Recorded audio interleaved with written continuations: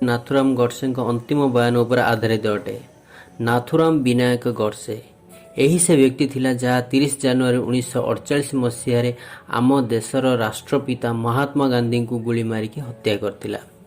किंतु आश्चर्य कला भली कथा यही जे गांधीजी प्रत्येक आंदोलन एवं प्रत्येक विचारधारा को समर्थन कर आसुवा व्यक्ति एमती कौन देखिला जहाँ कारण से गांधी को हत्या करने को पछाइला नहीं। कहानी आरंभ हुए 15 अगस्त 1947 मसीहा ठारू जेतेबेले भारत एवं पाकिस्तान नियम अनुसार दुईटी अलग राष्ट्र परिणत होइथिला। एही विभाजन हवा नियम अनुसार भारत पाकिस्तान को 75 कोटी टंका दिया जिबार थिला एवं सेति मध्यरु 20 कोटी दिया सारिथिला। सही समय भारत काश्मीर को छड़ाई नापी 22 अक्टोबर 1947 पाकिस्तान आक्रमण कला जो भारतर तत्कालीन प्रधानमंत्री जवाहरलाल नेहरू एवं गृहमंत्री सरदार वल्लभ भाई पटेल नेतृत्व में भारत सरकार 55 कोटी बड़का टंका न देवाई निर्णय नहीं। किंतु भारत सरकार यही निर्णय विरुद्ध गांधीजी अनशन में बसिले। गांधीजी यही निर्णय रे भारतर बहु लोकों मन में आघात देइतिला। सेमानक मध्य नाथुराम गोडसे मध्य थिले। तांको अंतिम बयान उपर नजर पकाइले यही निश्चित हो जाउछि जे गांधीजी भली व्यक्ति को कहीं से हत्या कले। गोडसे कहवा अनुसार गांधीजी सह मोर कौन शत्रुता नथिला, किंतु मो अनुसार देश प्रेम ठारू अन्य किछि बड़ नथिला। एथिपाई एही अपराध करबाकू पड़िला। पाकिस्तान गठन हेबा परे जो भयंकर घटना हैला एहार उत्तरदायी केवल गांधी थिले। मु जानिथिली कि मोर एही अपराध पर मोर ही देशर नागरिक मानक विचार मो पाई बदल जिवो।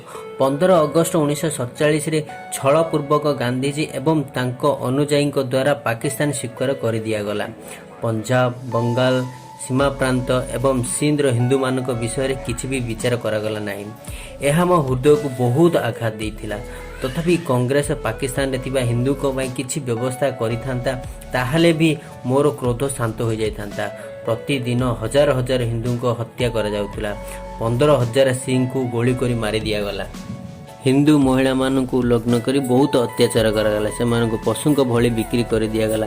लक्ष लक्ष लोक निज जीवन को रक्षा करने पाकिस्तान पलायन करने को पड़ा।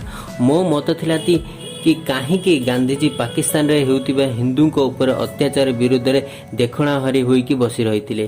कहीं सेतेबेले पाकिस्तान को धमक देलेनि कि जे पाकिस्तान हिंदू को ऊपर होउतिबा अत्याचार को बंद न कले भारत रे थिबा मुसलमान को मध्य से भली अवस्था हेबो। मोर प्रश्न यह मध्य थिला कि सही समय जदि समाचार पत्र पाकिस्तान रे होउतिबा हिंदू को प्रति अत्याचार को भारत रे प्रसारण करिथांते ताहाले सेमानकु हिंदू एवं मुसलमान को मध्य झगड़ा लगाइबार दोषी मानिकी दंड दिया जाउतिला। मो उपरे मध्य बहुत थर दोष लदी दियाई दंडित करा जायछि। रणनीति साफ जना पड़ुथिला कि गांधीजी यह चाहूनथिले कि पाकिस्तान हिंदू को ऊपर होउतिबा अत्याचार विषय रे कौनसी भारतीय जानतु। एमिति रे मोर आशा नथिला कि गांधीवादी कांग्रेस उपरे शांतिपूर्वक बल पकई हबो। मोर क्रोध जला सेतेबेले शिखर छुईथिला जेतेबेले एही विवाद मझिरे गांधीजी आमरण अनशन रे बसिले एवं एही अनशन रे सबु शर्त हिंदू विरुद्ध रे थिला। निजको निजे निष्पक्ष एवं अहिंसावादी कहवा वाला गांधी शर्त अनुसार दिल्ली रे मस्जिद रे रहुतिबा पाकिस्तानी हिंदू को बाहर कर दिया जाऊ एवं मस्जिद मुसलमान मान को दिया जाऊ। किंतु सेमान को आश्रयर कौन सी व्यवस्था करागला नाई। किछि शरणार्थी बिल्ला हाउस जाई धारणा देले एवं गांधीजी सेमान को गोटे भी कथा सुनिले नाई। मु एही दृश्य निज आखिरे देखिली। एमिति रे कठोर हृदय वाला मनुष्य भी तरली जाई पारंता। ए शरणार्थी को मस्जिद रु बाहर करबा पई अनशन रे बसी परिबे, हेले सेमान को सहाय्य करबा पई कोनोसी पदक्षेप नेले नाही।